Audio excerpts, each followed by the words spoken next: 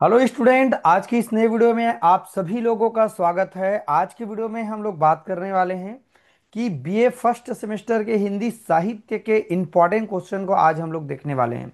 जो भी स्टूडेंट प्रथम सेमेस्टर में हैं और बीए की पढ़ाई कर रहे हैं और चाहते हैं कि सर कुछ आईएमपी क्वेश्चन बता दें ताकि हम कम समय में अच्छे से तैयारी कर लें, तो आज का वीडियो बहुत खास होने वाला है। और इन्हीं सब क्वेश्चन को आप लोगों को अच्छे से तैयारी कर लेना है बच्चों।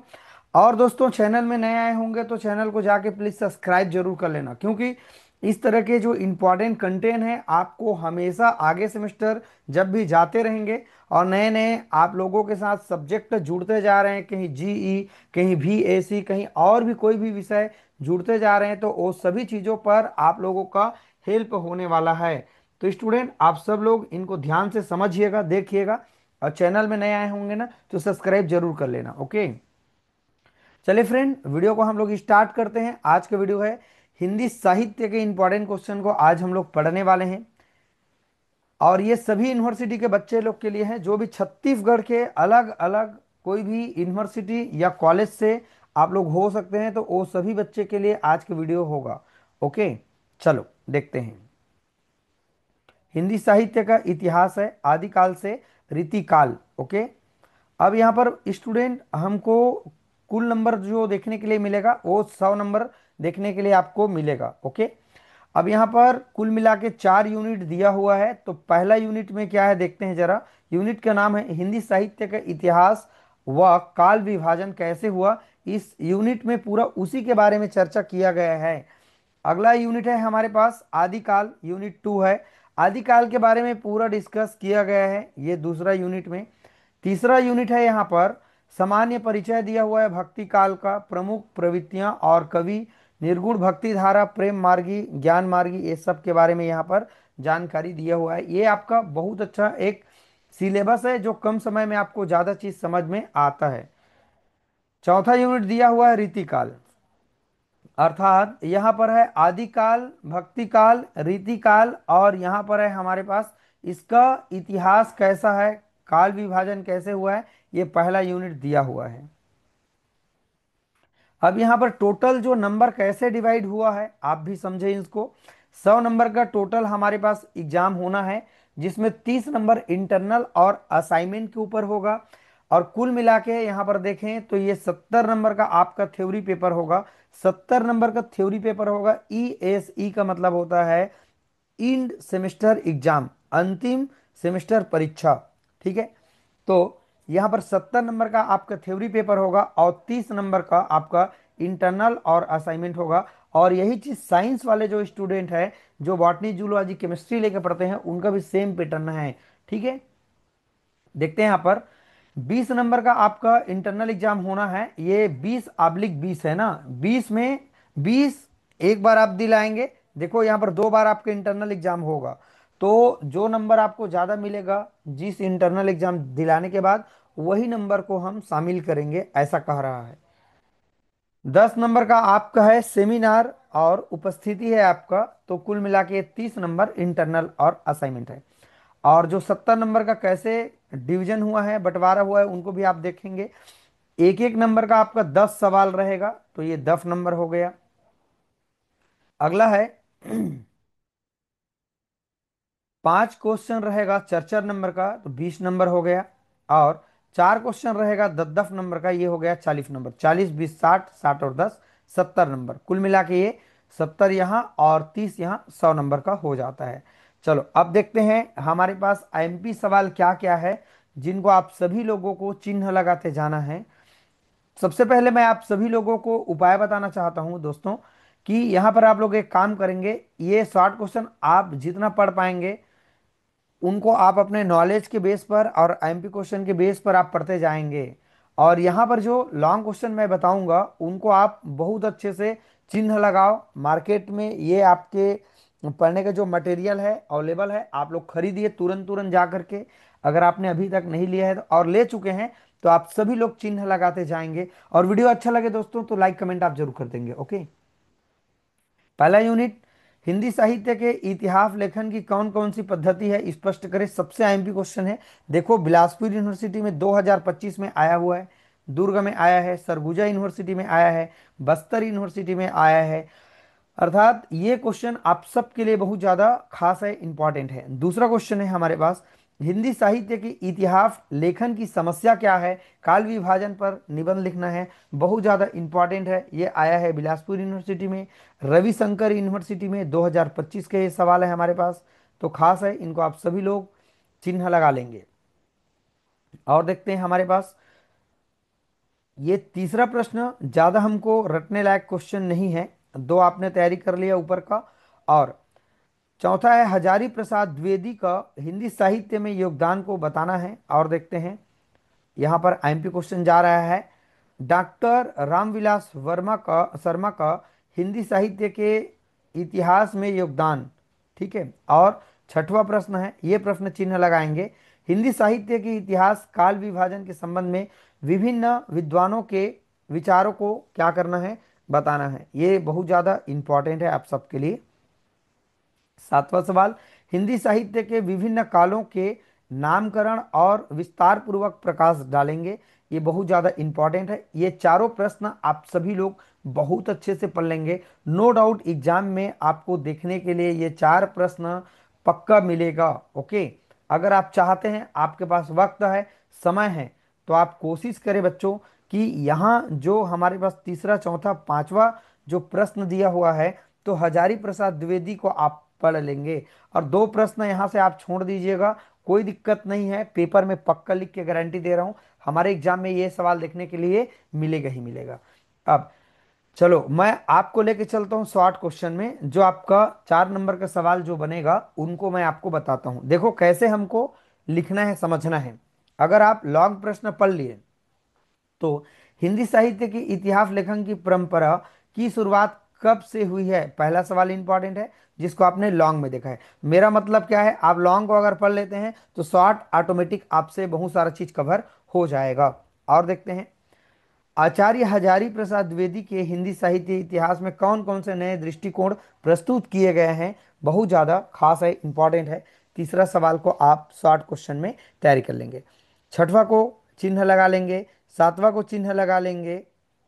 और यहाँ पर एमपी क्वेश्चन बन रहा है, आचार्य शुक्ल के काल विभाजन से आप कहाँ तक सहमत हैं, नौवां क्वेश्चन चिन्ह लगा लेंगे। काल विभाजन के जन चेतना का क्या अर्थ है, 10वां सवाल आपके लिए इंपॉर्टेंट है। बस शॉर्ट में इतना पढ़ लीजिएगा, आपका नैया बिल्कुल पार हो जाएगा, और वो भी अच्छे से। ओके, लॉन्ग क्वेश्चन को आप कवर जरूर करेंगे। चलो, इसमें भी हम वही बात करते हैं, आदिकाल के नामकरण शॉर्ट क्वेश्चन में आप पढ़ें। चलिए बताते जा रहा हूँ। आपको मैं सलाह देना चाहूंगा, जो हमारा छोटा छोटा क्वेश्चन है उसको आप सबको लगभग पढ़ लीजिएगा। ठीक है, लॉन्ग क्वेश्चन में जो बात फंसता है बच्चों, उनको हम अच्छे से चिन्ह लगवा रहे हैं, उनको आप जरूर पढ़ लेंगे। पांचवा सवाल सबसे इंपॉर्टेंट है, पढ़ लेंगे, नाथ साहित्य पर टिप्पणी लिखो। सातवां सवाल सबसे आपके लिए इंपॉर्टेंट सवाल बन रहा है यहाँ पर। ठीक है, और देखते हैं लॉन्ग क्वेश्चन। अब हमारे पास पहला जो सवाल है, हिंदी साहित्य के आदिकाल की धार्मिक, सामाजिक और सांस्कृतिक परिस्थितियों का वर्णन करना है, पहला सवाल इंपॉर्टेंट है। दूसरा, आदिकालीन सांस्कृतिक और साहित्य परिस्थितियों पर प्रकाश डालना है, जो आया है रायगढ़ यूनिवर्सिटी में और बस्तर यूनिवर्सिटी में, अलग अलग यूनिवर्सिटी में पूछा गया है। तीसरा सवाल, आदिकाल की प्रमुख प्रवृत्ति और प्रमुख कवियों पर प्रकाश डालना है, बहुत ज़्यादा खास है। और देखते हैं पांचवा सवाल, रासो काव्य सबसे इंपॉर्टेंट है, और ये सवाल फिर आने की संभावना है, बिल्कुल आप लोग इनको अच्छे से पढ़ लेंगे, एकदम आईएमपी सवाल यहाँ पर बन रहा है। और छठवां सवाल है, आदिकालीन साहित्य की काव्य धाराओं का परिचय हमको देना है। तो इस तरह से 1, 2, 3, 4, 5 प्रश्न सिर्फ पढ़ना है। अगर पहला भी अगर आप नहीं पढ़ते हैं, तो बाकी दूसरा, तीसरा और पांचवा और छठवां अगर आप पढ़ लेते हैं, तो नो डाउट आपका एग्जाम बहुत अच्छा जाने वाला है। चलो तीसरा यूनिट देखते हैं।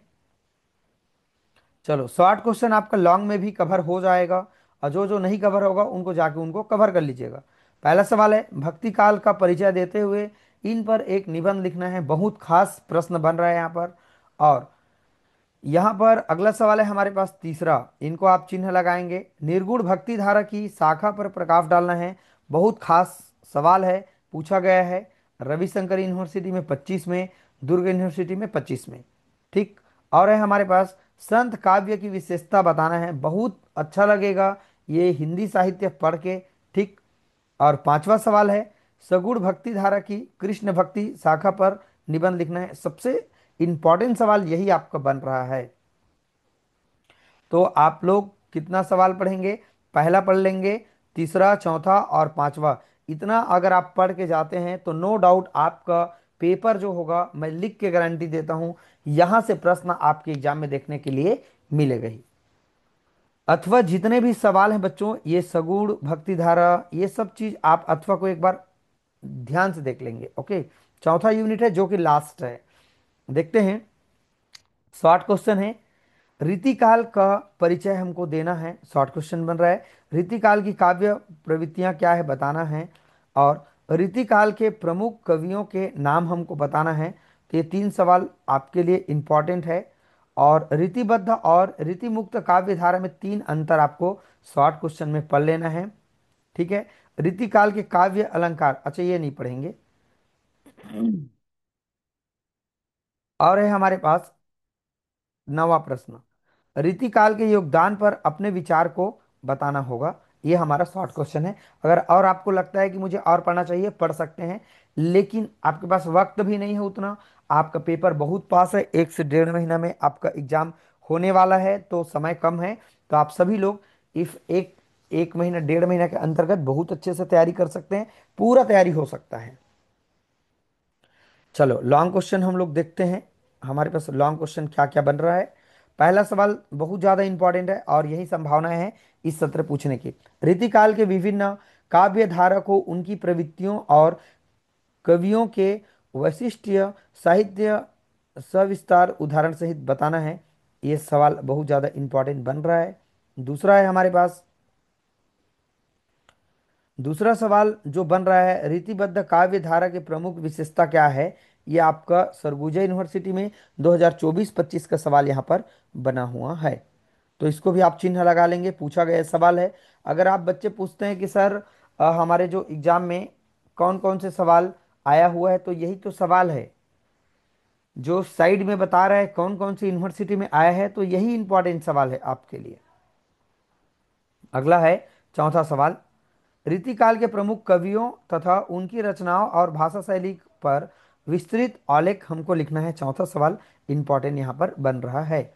और देखते हैं, बिहारी के काव्य की विशेषता पर प्रकाश डालना है, और इसके अथवा सवाल है, 3 अथवा दिया हुआ है, ये इंपॉर्टेंट बन रहा है।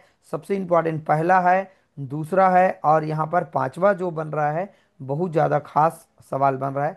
अब एक सवाल और आप सभी लोग को पढ़ना पड़ेगा, छठवा, रीतिकाल की रीतिमुक्त, रीतिबद्ध और रीति सिद्ध साहित्य पर हमको एक टिप्पणी लिखना है, समझाना है। ये सवाल आपका कंप्लीट हो जाता है। आई होप बच्चों आप सभी लोग इनको चिन्ह लगा लिए होंगे। कैसा है वीडियो आप कमेंट करके बताना, बहुत मेहनत लगता है दोस्तों, लाइक करने में आपका कोई बिगड़ नहीं जाएगा। आप थोड़ा सा समय दे करके वीडियो को लाइक कर देंगे, सब्सक्राइब कर लेंगे, आपके जो भी दोस्त यार हैं उनको शेयर कर देंगे। देखो ऑब्जेक्टिव सवाल कैसे बनते हैं, ये देखो आपको थोड़ा सा दिखाने के लिए मैंने लिया हुआ है। यूनिट 1 हिंदी साहित्य का इतिहास व काल विभाजन, ये देख लीजिए आप सभी लोग कैसे यहाँ पर ऑब्जेक्टिव सवाल बन रहे हैं। अब मैंने कुछ शॉर्ट क्वेश्चन को लिखा हुआ है, लिया हुआ है। हिंदी साहित्य का पहला इतिहास किसने लिखा है, तो आप सब आंसर देखते जाएंगे। तो इसका कैसा आंसर है इसको दिखाने के लिए मैंने थोड़ा सा लिया हुआ है बच्चों। हिंदी साहित्य के इतिहास लेखन की परंपरा की शुरुआत कब और कैसे हुए, ये सवाल आया है, कई बार आया है, देख सकते हैं अलग अलग यूनिवर्सिटी में। आप इन सवाल को जरूर पढ़ लेंगे। दूसरा यूनिट आदिकाल से जो आपका शॉर्ट क्वेश्चन बन रहा है, ऑब्जेक्टिव क्वेश्चन, आप यहाँ पर देख पाएंगे, इनका आंसर नीचे में दिया हुआ है। आप थोड़ा वीडियो को रोक करके आप जरूर पढ़ें। और यहाँ पर शॉर्ट क्वेश्चन भी मैं आपको दिखाऊंगा। देखिए, आदिकाल के नामकरण पर प्रकाश डालो, इसके बारे में कैसे सवाल बने हैं उसको मैंने दिखाने के लिए थोड़ा सा मैंने वीडियो में लिया हुआ है। ठीक है, ये देखिए शॉर्ट क्वेश्चन यहाँ पर कैसे बन रहे हैं। आप सभी लोग समझदार बच्चे हैं, पढ़ने वाले बच्चे हैं, आसानी से तैयारी कर सकते हैं। यूनिट 3 है भक्ति काल, भक्ति काल के बारे में ऑब्जेक्टिव सवाल है। देखिए यहाँ कौन कौन से ऑब्जेक्टिव सवाल आया है अभी तक। और ये मार्केट में बुक अवेलेबल है, आप कहीं से भी लें दोस्तों, लेकिन इनको आप जरूर ले लेंगे। यहाँ पर भी आपका शॉर्ट क्वेश्चन बन रहा है, बिल्कुल आप समझ पाएंगे इसको। रीतिकाल ऑब्जेक्टिव क्वेश्चन है यहाँ पर। और यहाँ पर शॉर्ट क्वेश्चन भी बन रहा है, आंसर क्वेश्चन यहाँ पर पूरा आपको देखने के लिए मिल रहा है। ठीक है स्टूडेंट। तो यहाँ पर आप ये मत बोलिएगा सर कि पूरा इनका पीडीएफ दीजिए, ये 20 पेज ही है जिसको मैंने सिर्फ क्वेश्चन के लिए मैंने लिया हुआ है। ठीक है। आप जब तक किताब लेंगे नहीं मार्केट में, समझ में नहीं आएगा। इतने सारे चीज मोबाइल से पढ़ना बच्चों हमारे लिए कठिन हो जाएगा, हमारे आँख के लिए परेशानी हो जाएगा, मोबाइल से दिन भर चिपके रहना गड़बड़ हो जाएगा। ओके। तो आप सब लोग जो आईएमपी मैंने क्वेश्चन लगवाया हुआ है उनको फॉलो करें और उनको चिन्ह लगाएं और उनको पढ़ते जाएं। चलिए स्टूडेंट, आज की वीडियो में हमने हिंदी साहित्य के आईएमपी क्वेश्चन को हमने समझा। अगर आप चाहते हैं कि आपका और भी जो इम्पोर्टेंट विषय है उन पर भी वीडियो लेके मैं आऊं, आईएमपी क्वेश्चन बताऊं, तो आप सब लोग मुझे कमेंट करके एक बार जरूर बताना कि सर राजनीति विज्ञान है ना, समाज शास्त्र है, उनका आईएमपी क्वेश्चन आप बता दें बोलेंगे तो मैं आपको जरूर बताऊंगा। जरूर मैं मेहनत करूंगा आप सबके लिए। चलिए दोस्तों, वीडियो को सब्सक्राइब जरूर कर लेना। वीडियो को बात करने के लिए थैंक यू सो मच।